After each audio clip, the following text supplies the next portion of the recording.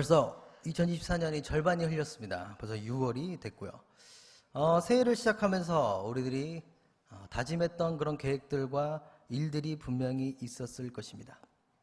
여러분들은 다짐했던 그 계획과 일들에 대해서 얼마나 이뤘고 얼마나 많은 것을 포기하셨습니까? 또 어떤 분들은 자신이 소원했던 것들이 이루어진 분들도 있을 테지만 대부분의 사람들은 자신이 소망했던 것들이 이루어지지 않는 것들 때문에 자기 자신을 원망하거나 아니면 하나님께 대한 불평불만을 하는 사람들이 많을 것입니다.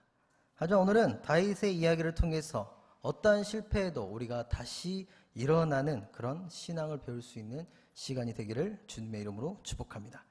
오늘 본문 말씀 보면 1절부터 보면은 이스라엘은 지금 어떤 상황 속에 있냐면 전쟁 가운데 있습니다. 암몬 자손과 싸우고 있으며 지금 다윗은 예루살렘에 그대로 있다는 것을 성경에서 말해줍니다. 하지만 2절 말씀부터는 어떤 말씀이 나오냐면 다윗의 범죄가 어떻게 시작된지에서 적어지고 있습니다. 2절 말씀을 함께 읽겠습니다. 저녁 때 다윗이 그의 침상에서 일어나 왕궁 옥상에서 거닐다가 그곳에서 보니 한 여인이 목욕을 하는데 심히 아름다워 보이는지라. 아멘. 이 말씀을 보면은 저녁 때에 다윗이 그의 침상에서 일어나 왕궁 옥상에서 거닐고 있다라고 말씀을 합니다. 근데 여기서 거닐고 있다라는 말씀은 어떤 말씀이냐면 사람이 그냥 옥상에 올라가서 쳐다보는 것이 아니라 어디 좋은 일이 없을까? 어디 내가 보고 싶어하는 내가 원하는 것이 어디 있을까라고 하며 옥상 위에서 주위를 돌아보는 것을 거닐다라고 이야기를 합니다. 또한 그곳에서 그가 원했던 것처럼 한 여인이 목욕을 하는데 심히 아름다워 보이는지라라고 말씀하고 있습니다. 밧세바가 그렇게 아름답다라고는 성경은 이야기하고 있지 않습니다. 하지만 다윗의 마음에는 이미 죄를 짓겠다라는 마음이 있었기 때문에 목욕을 하는 밧세바를 보고 뭐라고 생각했냐면 참 아름답다가 아니라 심히 아름다워 보이는지라라고 고백을 하고 있습니다. 심히 아름다워 보이는지다라는 이 말은 우리는 어디서 또 비슷한 말씀을 찾아볼 수 있냐면 창세기로 건너가면 비슷한 말이 나오는 것을 알 수가 있습니다. 하와가 선악과를 보며 뭐라고 이야기를 하죠? 심히 보암직도 하고 먹음직도 스럽다라고 이야기를 하고 있습니다. 그 말은 무엇이냐면 다윗은 이미 이 옥상에 올라가는 그 마음 자체가 어떤 마음을 가지고 있었냐면 자신의 백성들은 보이지 않았다는 겁니다. 지금 자신의 백성은 암몬 자손과 싸우기 위해서 군대를 일으켜 그들과 싸우고 있는 도중이었지만 다윗은 이미 하나님께서 그와 함께 하셨던 것이 많았고 이루어졌던 것이 많았기 때문에 그는 하나님을 경외하는 마음을 가지고 옥상에 올라갔던 것이 아니라 죄를 짓기 위해서 옥상에서 거닐기 위해서 올라갔다라는 것입니다. 그 밧세바를 보고 이제 다윗은 완벽한 범죄를 작정하기 시작합니다. 첫 번째로는 오늘 말씀처럼 밧세바를 불렀습니다. 밧세바를 부른 뒤에 그와 함께 동침을 하고 그가 돌아간 후에 다시 이런 이야기가 돌아옵니다. 다윗 왕이시여 제가 당신의 아이를 임신했나이다 라는 말씀을 듣게 됩니다. 그 이야기를 듣고 다윗은 이제 우리아를 부릅니다. 우리아를 불러들어서 자 전쟁 중에 네가 힘들었으니까 땀을 흘리고 피를 흘렸으니 이제는 네가 집에 돌아가서 편히 쉬어도 된다. 너희 아내에게 돌아가라라고 1차적으로 조언을 하게 됩니다. 하지만 우리아는 그 이야기를 들었음에도 불구하고 왕의 요청이 있었음에도 불구하고 그는 자신의 집으로 돌아가지 않았고 부하들에게 돌아가 그 부하들과 함께 잠을 청하게 됩니다. 첫 번째 시도가 실패하자 두 번째로 다시 다윗은 우리아를 부릅니다. 우리아를 불렀을 때 이번에는 먹고 마실 수 있는 왕의 음식을 그에게 전달했다라고 말합니다. 그에게 먹을 것을 주며 술을 마실 수 있는 기회를 주며 이제 이 음식을 가지고 너는 다시 아내의 침상으로 돌아가라. 너의 집으로 돌아가라고 명령을 하게 됩니다.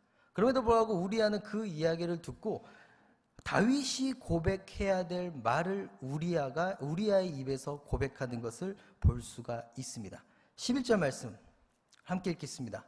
언약궤와 이스라엘과 유다가 야영 중에 있고 내 주 요압과 내 왕의 부하들이 바깥 들에 진치고 있거늘 내가 어찌 내 집으로 가서 먹고 마시고 내 처와 같이 자리이까. 이 말씀은 사실 다윗에게도 포함돼야 된, 다윗이 이 말을 해야 되는 그런 상황이었습니다.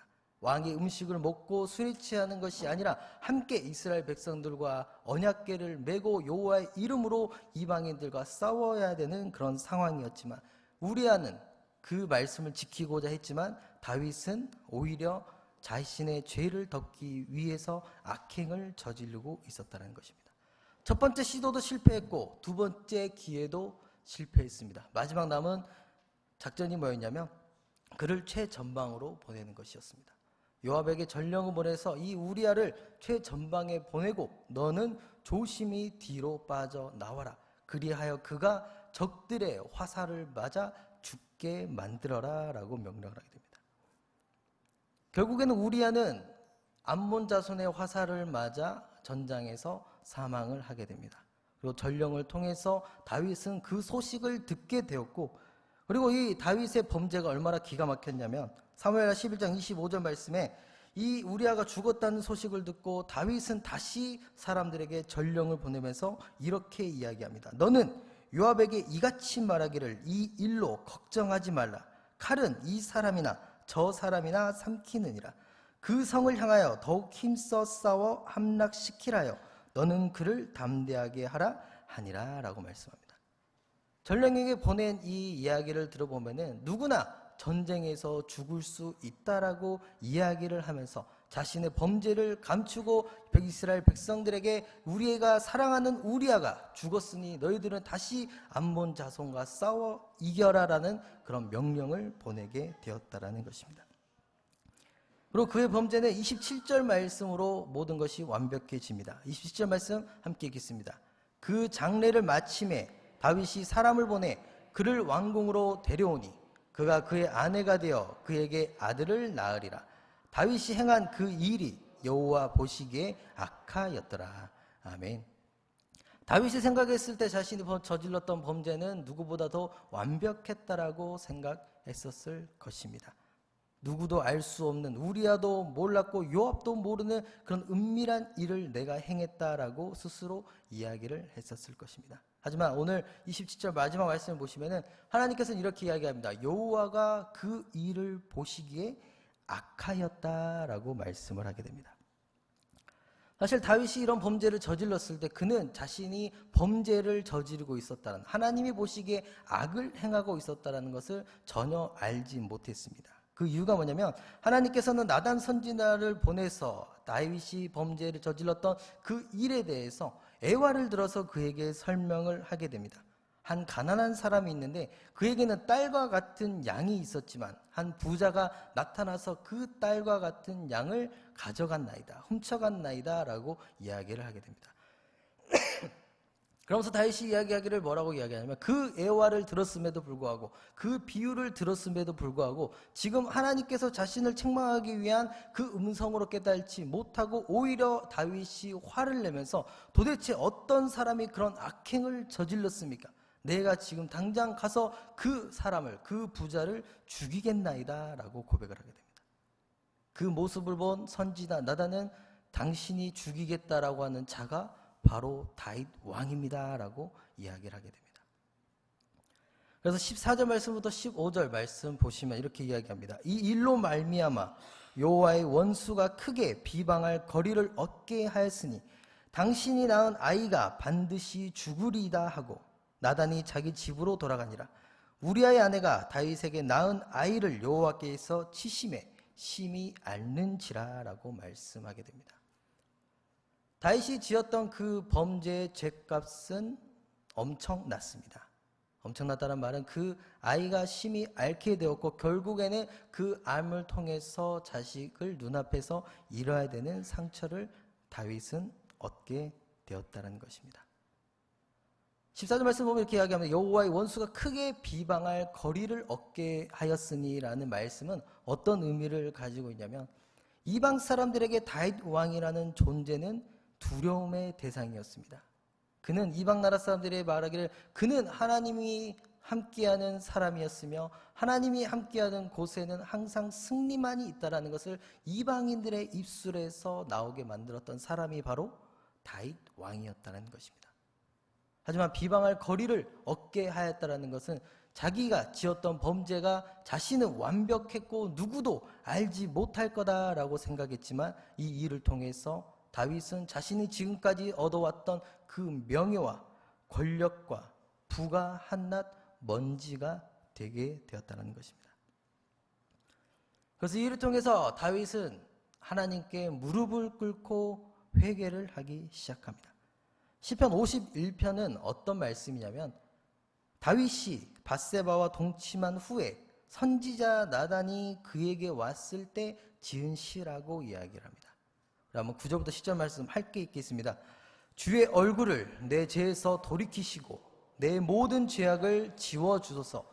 하나님이여 내 속에 정한 마음을 창조하시고 내 안에 정직한 영을 새롭게 하소서.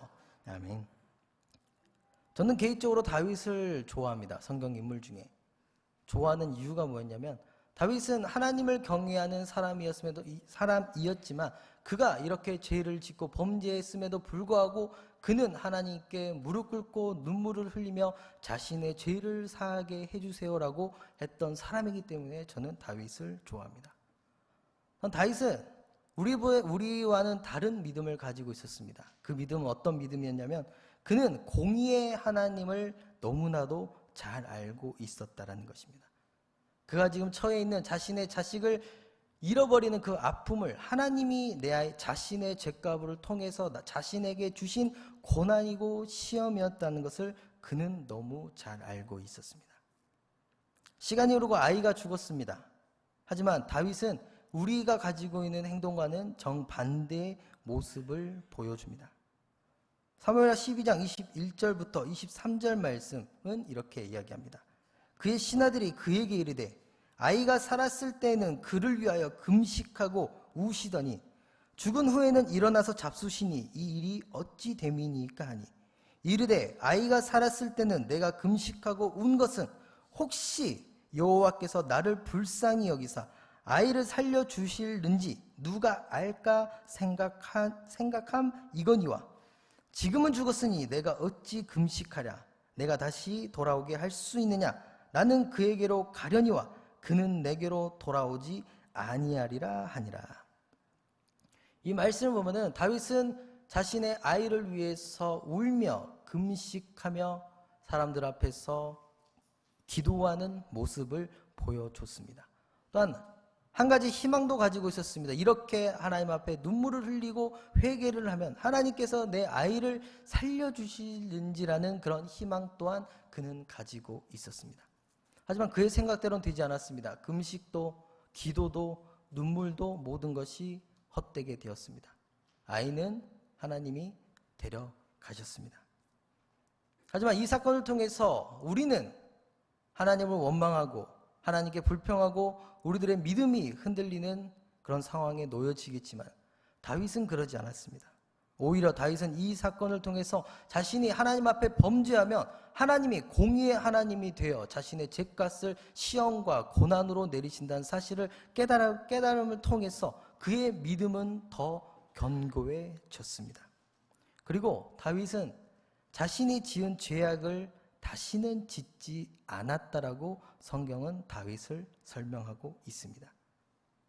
그 믿음을 통해서 다윗은 하나님의 그리스도의 계보를 잇는 밧세바를 통해서 솔로몬을 낳게 됩니다. 하지만 여러분들 지금 이스라엘 백성들은 솔로몬을 다시 기다리는 것이 아니라 다윗 왕을 기다리고 있다는 것을 우리는 알아야 합니다.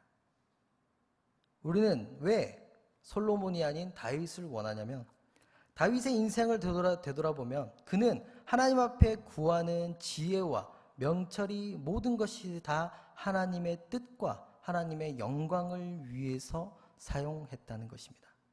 하지만 솔로몬은 자신의 나라를 통치하기 위해서 자기 아버지의 뒤를 잇기 위해서 하나님께 무엇을 구했냐면 세상 지식을 구하게 됐고 하나님의 뜻을 이루고자이 아닌 자신의 뜻을 이루고자 지혜와 명철을 구했다라는 것입니다. 그래서 지금도 이스라엘 백성들은 이스라엘을 가장 흥했던 이스라엘을 부흥시켰던 솔로몬을 기다리는 것이 아닌 다윗처럼 그런 시험 속에서도, 그런 고난 속에서도 하나님을 다시 찾는 그런 다윗을 아직도 기다리고 소망하고 있다라는 것입니다. 오늘 말씀을 통해서 우리는 두 가지를 알 수가 있습니다. 첫 번째로는 우리들 인생에 살면서 시험이 분명히 찾아온다라는 것입니다.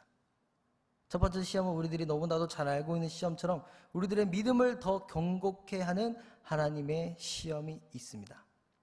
하지만 두 번째로는 우리들이 부정하고 있지만은 우리들의 죄값으로 인해서 우리들에게 찾아오는 시험과 고난이 있다라는 것입니다. 우리는 죄에 대해서 어떻게 생각합니까? 많은 기독교인들이 죄에 대해서 오해하고 있는 사실 하나가 있습니다. 그게 무엇이냐면 우리는 하나님을 너무나 사랑의 하나님으로만 생각하고 있다는 겁니다. 우리는 은혜 하나님으로만 생각하고 있고 모든 것을 용서해 주시는 긍휼히 여기시는 하나님이라고만 우리는 생각하고 있다는 것입니다. 하지만 우리들이 기억해야 될 하나님의 속성 중 하나는 하나님은 공의의 하나님이라는 것을 잊지 않으셨으면 좋겠습니다. 우리는 이렇게 생각합니다. 이 정도 죄를 짓는다고 하나님이 나를 벌하시진 않겠지. 내가 이 정도 조금 죄를 지었다 그랬어. 하나님이 나를 벌하시진 않겠지. 나를 저주하시진 않겠지라고 생각하지만 다윗을 통해서 우리는 한 가지를 알아야 됩니다.